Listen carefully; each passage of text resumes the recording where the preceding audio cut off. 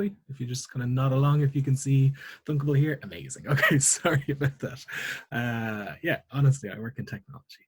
All right, so yeah, I wanted to run through, as Caitlin was saying,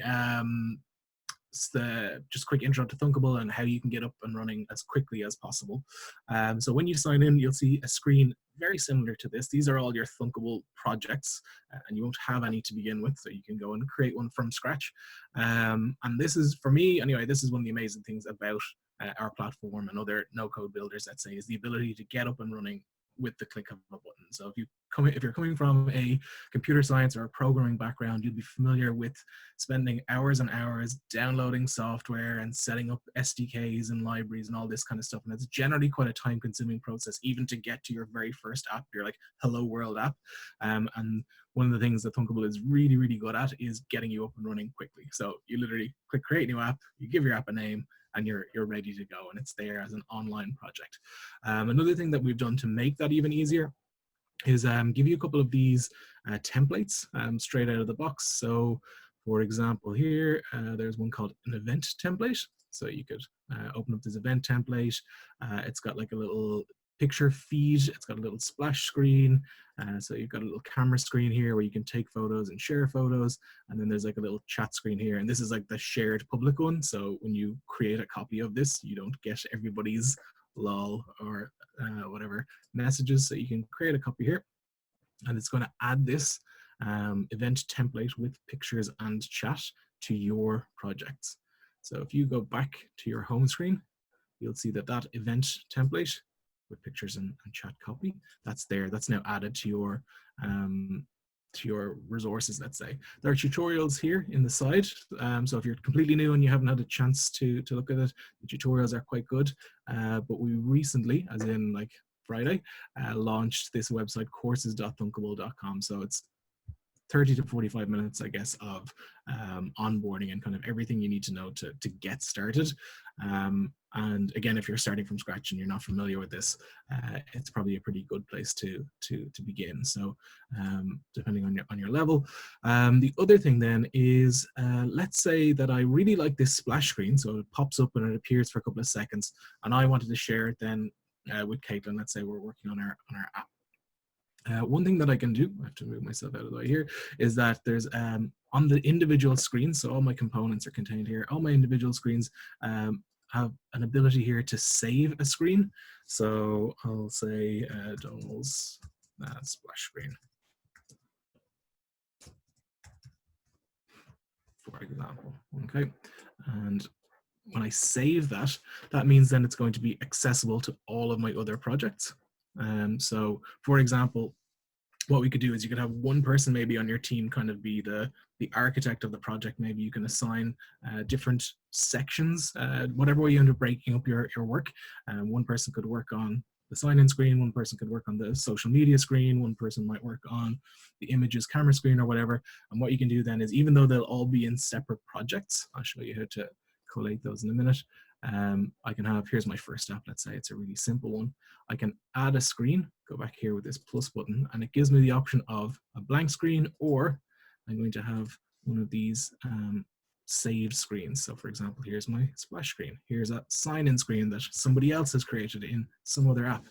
And you'll see now that the splash screen then is just added to this project. So it means this is just a really powerful way. I think it lends itself really well to this event as well, of like dividing up the work, having different people doing different jobs and stuff, and then having one person at the end create final project and take screen from person A, screen from person B, screen from person C, merge them all together into the one place. And then I guess the most important question then is, well, how do you go about sharing your project? So when you've created your fragment, your screen, whatever it is that you're working on, you can just in the platform, click share, generate a link, and send a copy of your project off to somebody else. So I can copy that here, can fire open a new tab, pop that in there, and it's going to make a copy of. So this could be anybody in the team. I can put that in the chat even, I guess, and it's not really an app worth sharing, but you can see again, when I go back to my projects, I have my first app, and then I have my first app, my copy that I made this morning there at the beginning of the presentation. So that's the the most useful thing I think at the end of the day is when it comes to putting all of the pieces together. So I wanted you to kind of start your Thunkable work, I guess, with the end in mind. So you can use this little screen icon here, save screen to my screens. So every screen you have has one of these little folder icons up here. Hopefully that's easy enough to see. The other thing then I wanted you to think about is this concept or this idea of test early and test often. So when you're designing your UI, the phone preview that we give you on the website, that's not a million miles away from just sketching things out with pen and paper. It's very lo-fi, and it doesn't work. It doesn't do anything, and it's not supposed to.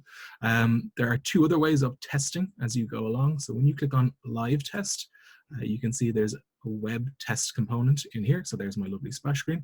It probably won't link to the new screen because I haven't connected them together.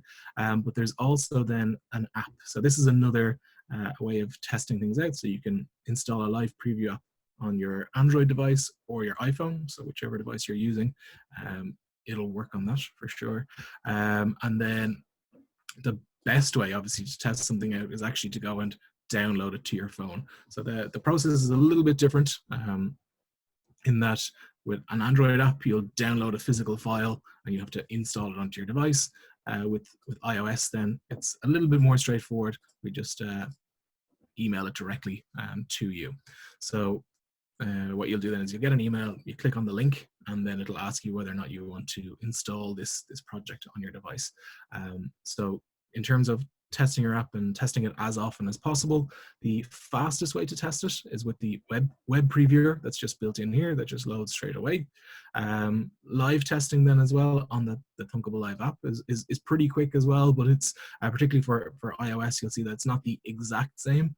And then the most true to life way of testing out your app is to actually go and download it. It's also, as you'd imagine, the most time consuming, the most expensive, let's say, in that we build the app and we send you a copy of the app, and you have to go and install it, or sometimes you might have to remove the previous app. But that was the kind of the main piece of encouragement, I suppose, that I wanted to give everybody, was that as you're going along, the fidelity or the quality of your tests will improve. So this is like very lo-fi, this is very non-functional. Then when you web test or live test, it becomes more and more true, I guess, or more and more accurate to the final finished form. And then when you have kind of a major update or a major thing that you'd like to test, what you can do is download it and install it on your device. So you don't have to download, wait 10 minutes every time, install it on your device when you make a small change to the colors of the components or something like that.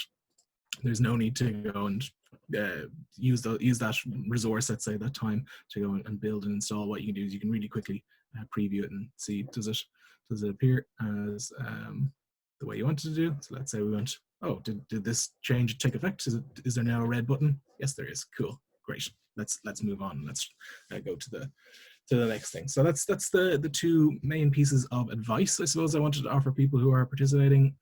One is to think about using this saved screens for saving work and distributing among their team.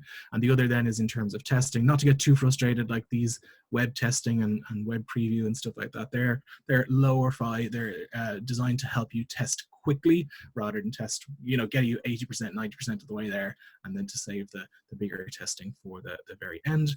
And then the final thing I want to touch on then, I guess, is resources that you can use and resources that will be available to you today. So our documentation is a great source of inspiration, hopefully. I've got a page open here, so it's the fourth one down from the top. So it's docs.thunkable.com.